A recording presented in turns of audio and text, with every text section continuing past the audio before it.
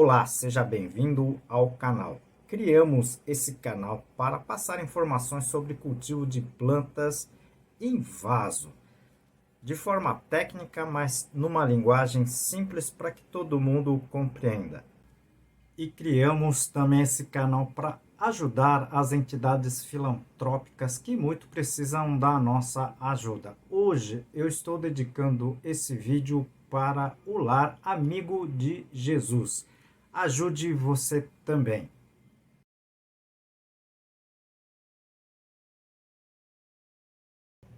E ajude o nosso trabalho aqui, tá? O nosso canal. Clique no joinha, compartilhe o vídeo, inscreva-se no canal. Tudo isso ajuda muito o nosso trabalho. Hoje eu vou responder as perguntas da semana. 5 perguntas bem bacanas, tá? Algumas técnicas que eu vou tentar responder de uma forma simples para todo mundo compreender. Vocês também deveriam encaminhar sua pergunta aqui para a gente, ok? Você pode encaminhar aqui pelo YouTube, pelo Instagram e também pelo Facebook, tá certo? A primeira pergunta encaminhada pela Jânia, ela é de Santa Catarina. Ela me falou que colocou cinzas nas plantas condimentares em vaso que ela cultiva.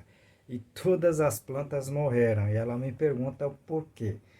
Olha, Jânia, eu tenho vários vídeos que eu falo sobre a cinza. Eu vou deixar aqui se você puder assistir, o pessoal também puder assistir, tá? O problema é que a cinza, ela, na verdade, ela é muito salina, tá certo? Então, ela, na verdade, quando você colocou as cinzas, eu não sei a quantidade que você colocou, na verdade, sal, tá? Num vaso, né? Dependendo do tamanho do vaso, a quantidade de sal pode ter efetivamente matado, como aconteceu com as suas plantas, ok? Até você pode utilizar a cinza, mas numa pequena proporção, tá? Uma coisa é você jogar a cinza, tá? No campo, né? No pomar, no seu jardim. Outra coisa é no vaso, tá? Então, no vaso a gente tem que ter muito cuidado, porque se for material extremamente salino, como é o caso da cinza, tá? Ela pode prejudicar as suas plantas, tanto que você infelizmente teve esse seu resultado, tá certo? Obrigado pela pergunta, viu? A segunda pergunta encaminhado pelo Milton, né? Na verdade aqui não foi cinzas, né? Ele colocou o famoso composto orgânico, terra vegetal, né, como o pessoal fala, nas plantas em vasos, né, e essas estão morrendo, né? O que que ele faz, né?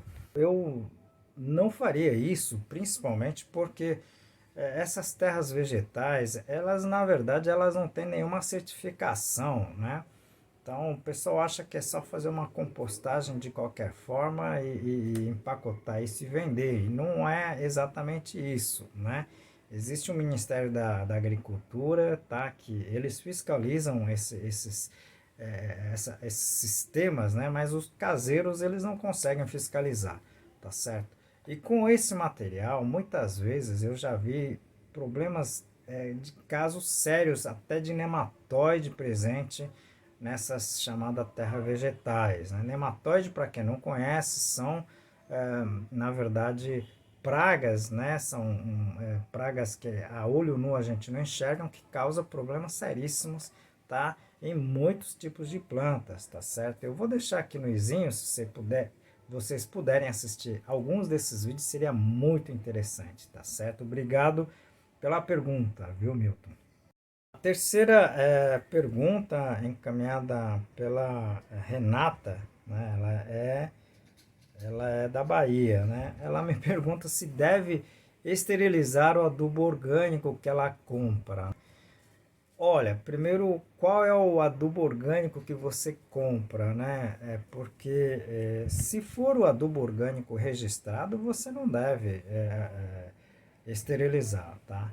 Agora, se for esses adubos orgânicos caseiros, né? É a mesma situação que eu falei da pergunta passada, né? O problema desses, entre aspas, adubo orgânicos, a gente não sabe como elas foram produzidas, né, quais os materiais que foram utilizados, se tem presença ou não de problemas, né? Que eu já comentei aqui em várias situações, tá certo? E a esterilização, tá, do adubo não é comum, tá? Isso não é correto, porque no adubo você tem nutrientes que, dependendo da forma que você esteriliza, você acaba perdendo os nutrientes, ela acaba evaporando, por exemplo, tá certo? É o caso do nitrogênio, tá? Se ela tiver na forma de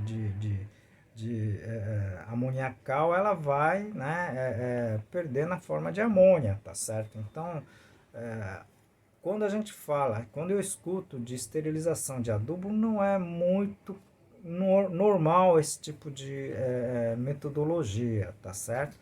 Eu vou deixar alguns vídeos aqui, se você puder assistir, eu acho que você pode entender um pouquinho melhor sobre o que a gente está comentando aqui. Mas de qualquer forma, obrigado pela pergunta, ok? A quarta pergunta encaminhada pela Silvia, tá?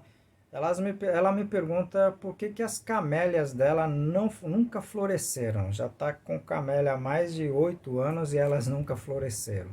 Bom, Silvia, é o seguinte, algumas camélias realmente demoram para florescer, tá certo? Não sei qual a variedade, né, da espécie de camélia que você tem, mas algumas demoram bastante, tá certo? Se você estiver numa região, por exemplo, que não tenha frio, né, eu acho muito difícil ela florescer, tá certo? Porque ela precisa uma estação do ano, tá? Um frio, né, principalmente, para, digamos assim, uma indução, tá, das gemas floríferas. Se não tiver o frio, muitas dessas espécies não vão florescer, tá certo? Envie para mim o local onde você esteja para mim poder comentar, tá certo? A grande maioria das camélias, tá, não vão florescer em regiões como o norte e nordeste, tá certo? A quinta pergunta, encaminhado pelo Rodrigo, né? Ele me pergunta se eu já conheço, se eu conheço, né, a agricultura, a tecnologia da agricultura do Japão, tá? Rodrigo, eu tive a oportunidade de conhecer o Japão, mas eu era muito pequeno, né? E não conheci de uma forma, digamos assim, com a visão que eu tenho hoje, tá?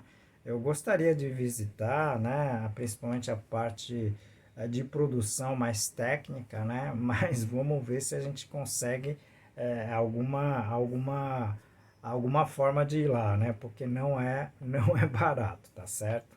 Bom, foram 5 perguntas bem simples, né, que a gente responde aqui, algumas bem técnicas, né, que a gente tenta passar de uma forma simples. Aos que querem informações um pouco mais completas, né, assistam os vídeos que eu deixei aqui no izinho, tá certo? Ou, né, assistam os playlists que eu deixei aqui, a gente tem aqui no nosso canal, que são 15 playlists, tá certo? Desde adubação, substrato, doenças, espécies e assim por diante. Se vocês puderem assistir, tá? São mais de 900 vídeos, ok? Muitas informações, tá? Contido aqui no nosso canal, tá certo?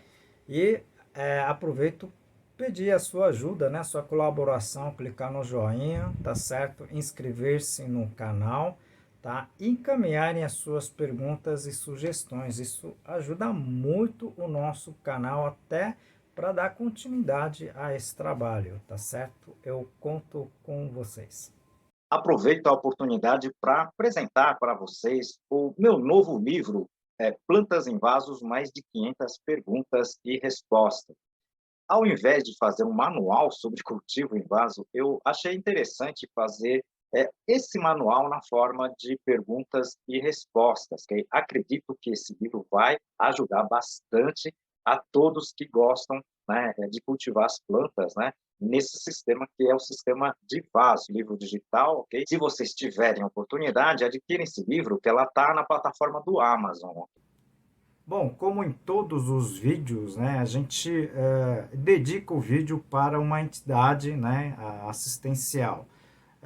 Eu estou dedicando o vídeo de hoje para o lar Amigo de Jesus, tá? Da irmã Amiga Conceição, que acolhe nesse lar crianças em tratamento de câncer, tá? Eles vêm crianças do Brasil todo praticamente, né? E é um lar que dá refeições, tá? Moradia, assistência social e tudo, tá? Se vocês puderem doar com qualquer coisa, não precisa ser dinheiro, roupas, alimento não perecível, brinquedos, tudo isso ajuda esse pessoal. Entre em contato e ajude você também.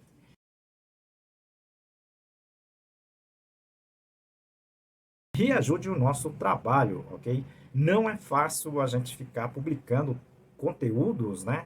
Tá certo?